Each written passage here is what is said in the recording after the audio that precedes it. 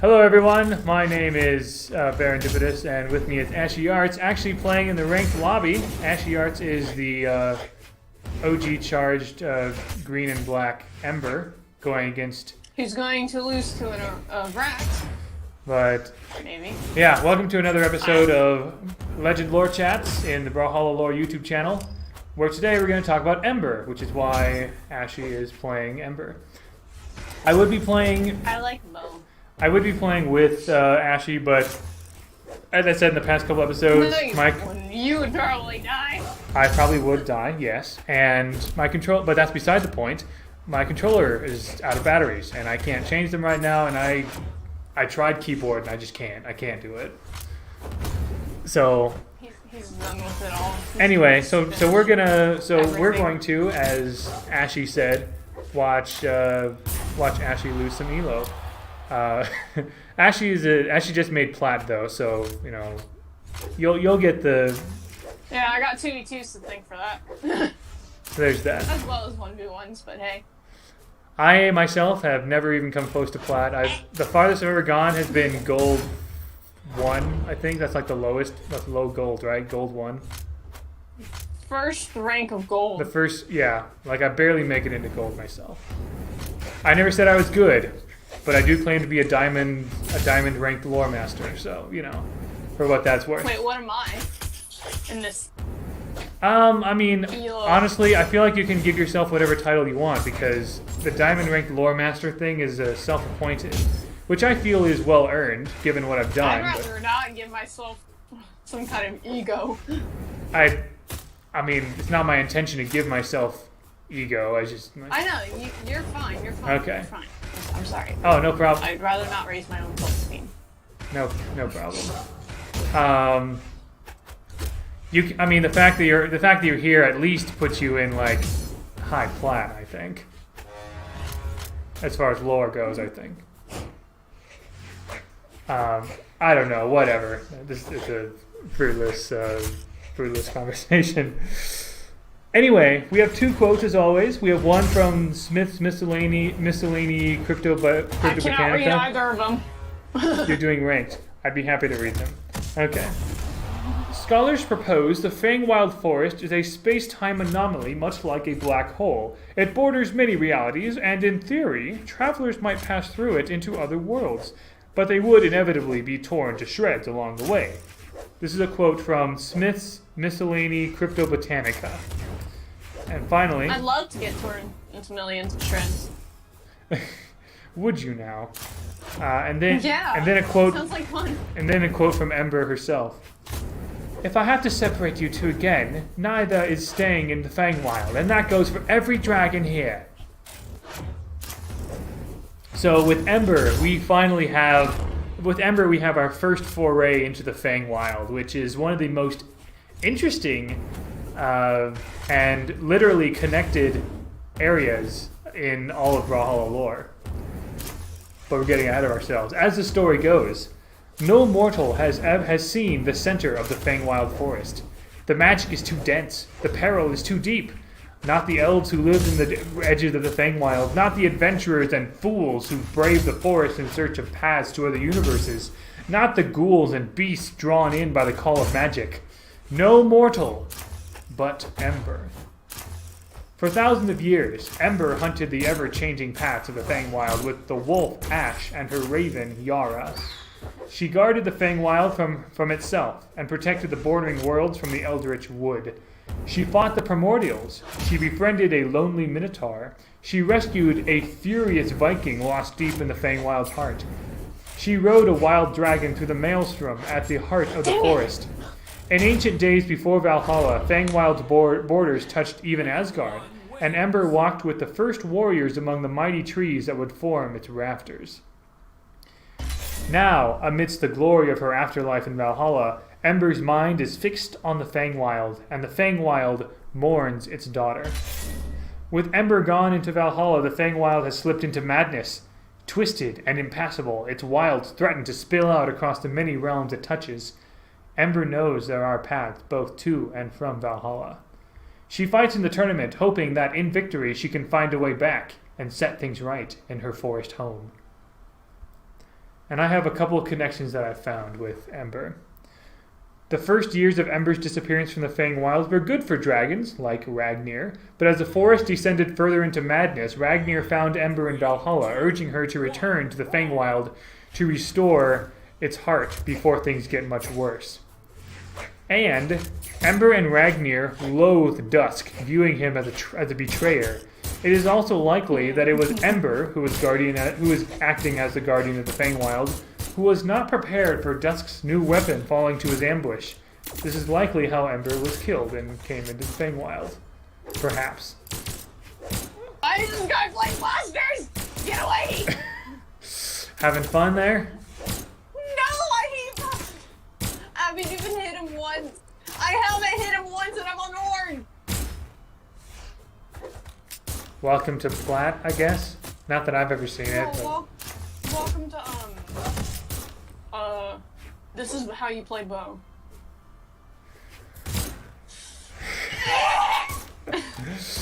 I gotta say, it's kind of entertaining to hear you get really frustrated.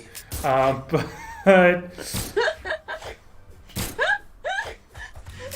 this is I think like the good kind of salt. This is what the salty taunt is for.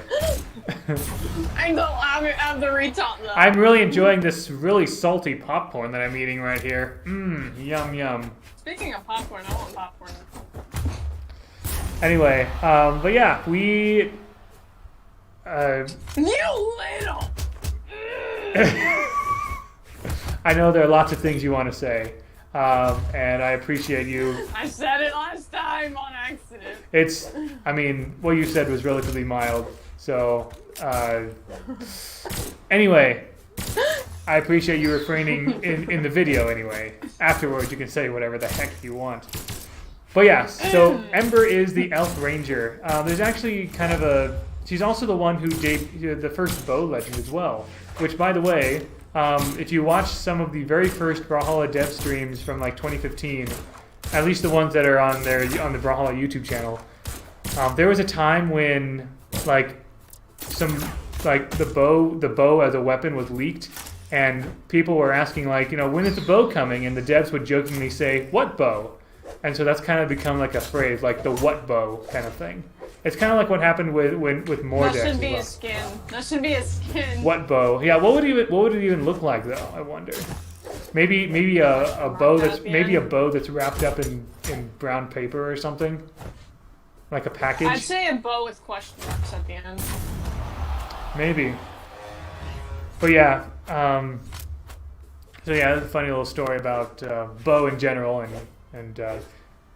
Ember was originally called like the Elf Ranger because Elf Ranger is a very, very common thing. The Elf Ranger should be a familiar trope to you if it is familiar to you. It could mean one of a few things. First of all, you've played Dungeons and Dragons. Two, you've at least heard of one of R.A. Salvatore's most popular fictional characters, or you're a Legolas fanboy/fangirl.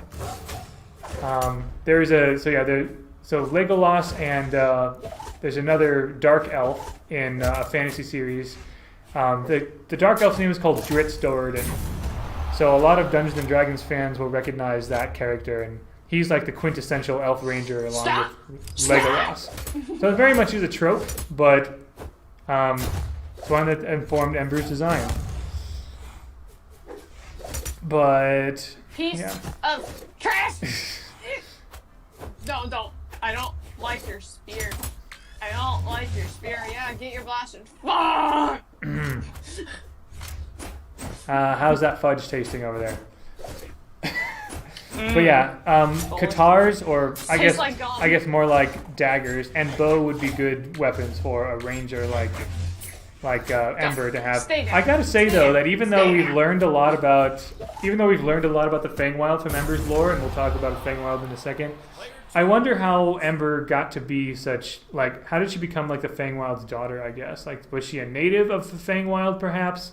And she just became so adept at her craft that she eventually was able to see the heart of the Fangwild or the center of it or something? I don't know. But we do have passing references to Teros, the Lonely Minotaur, and Bodvar, or Birdvar, the Furious Viking. So Ember has certainly met both of them while in the Feywild. Also the Primordials for the third and I believe final time in the lore so far. Because we heard about the Primordials. That was a good man. That was a very good man. Sorry, good man, what? The person stayed post-game. Oh. They hate Bo. I did not stay for that. I pushed C before. I do. I love staying post-game. Oh. I love seeing the salt they get. Honestly, And I get salty when they leave. I love staying post game as well, whether for nice chats or for salt. I just left early that particular time because I'm like, oh yeah, I might as well push the C key right now. But anyway, yeah, I like post game chat. I see all these people being salty about it, like especially on like the subreddit and wherever. But I'm just like, you know what? Just it's fine. Just like it sucks. It makes me happy. It's fun. It's part of the charm. If you're getting upset by it, then you know honestly you can't control anything that anyone else does. The only thing you can control is the way you respond to people. So, and what I enjoyed was someone was like, "Harriet Diamond, you freaking." yeah, I mean, I understand that there are some people in the world that have certain conditions that affect their emotions or their mental state or something. But in general, for the most part, you are in control of your emotions, and so if you're being legitimately salty or being upset or tilted, that's kind of your fault for choosing to react that way, because you can choose how you respond to anything. Anyway, that's kind of a general tip that I try to give whenever someone asks for tips for the game. But yeah, Primordials, apparently they also live in the Feywild. They probably my favorite theory about the Feywild is that it's Yggdrasil. And I think I mentioned this before in another video, but Yggdrasil is, in Norse mythology, it's the world tree that connects all the other worlds. You can see in the background here in the... There's probably a lot of evidence for that. Yeah, and I mean, here in the background of this Feywild stage here, you see like just this big tree. Oh, we're in Feywild. You are in Feywild, yeah. Not only are they fun maps to play in, but it just looks really pretty, and you just see these huge trees and this whole like dimension. So I feel like whoever did the artwork needs to teach me some things. It is. Court, can you stop? Court! Court! You...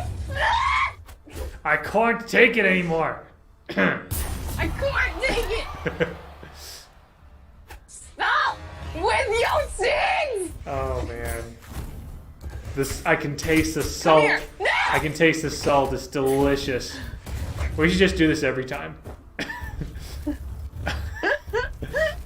I can't wait till I play Court. I feel like if we were to watch me play ranked, it wouldn't be as entertaining because it's hard for me to it's hard to get a rise out of me, I guess. I'm just like anyway. Maybe it'd be entertaining in the sense that I'm not that great, or I just get like, or I don't know. Maybe just like at my expense or something. But anyway. Yeah, the Feywild. I love it. I'm convinced. I'm convinced that it is Yggdrasil because there are several other legend lores that talk about how they're connected to. Like Yumiko's village was near an entrance to the Feywild, for example. And they probably saw the tree and was like, "Hey, that looks pretty." Well, yeah. I mean, Yumiko's village called the place the Fang. So, and it's a forest, and strange wolves came from it. Yeah, but the Feywild sounds exciting because it's just like this labyrinth of places, and there's dragons, there's ghouls, there's foolhardy adventurers, there's elves. A lot of parallels to some strange forests in Lord of the Rings, actually. The Lord of the Rings Middle Earth kind of thing. But I love the fact also that Ember's two animal companions that you see in her sigs have names. So her bow side sig features the wolf, Ash, and I think is it her Katarn bird? Is it her neutral sig? Her bow's neutral sig? Okay, bow neutral sig is the bird, the raven, Yara. I wanted to see if there was any like parallel that could be drawn between with those characters and anything else in like fiction. I was trying to find out what kind of wolf Ash was, but I couldn't. I mean, Ash has brown fur. We know that. I'm not sure why Ash has the name Ash, because that would signify more grayish fur maybe. But Ash has brown fur. Whatever. There's some sort of fantasy RPG setting that has like the Ashmarian wolf, but that's about all I could find. As for Yara, I don't think I found it. Oh, Yara is the name of a river in the state of Victoria, Australia, interestingly enough. So there's that, but it probably doesn't seem to be relevant to Ember's Raven companion. Also, is it just me, or does, like, I've never looked at Yara closely, but it seems like is Yara more of a blue bird? I haven't looked.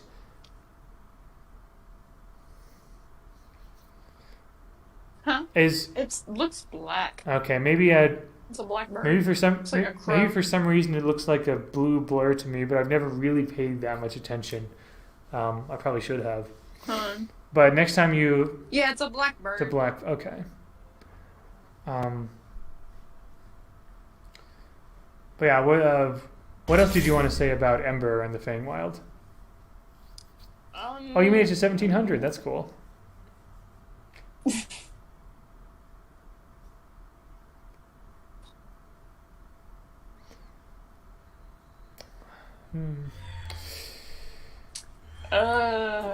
two, one, brawl. I feel like Ember's like really sweet. She seems like that kind of person who'd be sweet and then whoop your butt for like 10 seconds and then just go back to being sweet. Honestly, I could see that. She does. She could very easily have some sort of like a matronly vibe, especially with the fact that she's like the Feywild's daughter and has kind of a stewardship that way.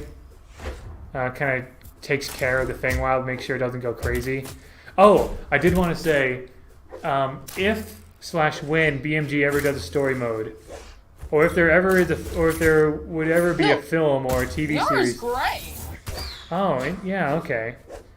I guess it looked like a grayish blue. Yeah, look at that. There's a little bit of blue in there for some reason.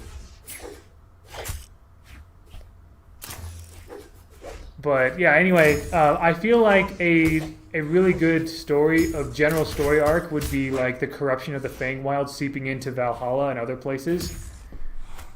So I think that would be a really good story arc. So like if there ever was like a film or a TV series or a story mode for this game, then that is definitely a place that you could go. There's definitely some room for creativity there. Because we already know the Feywild is getting corrupted, and apparently for some reason it needs Ember. It's interesting that the Feywild can't really take care of itself. Like it naturally, actually that kind of does make sense. It's the principle of entropy, right? It naturally kind of falls apart if someone doesn't tend and take care of it. Kind of like a gardener.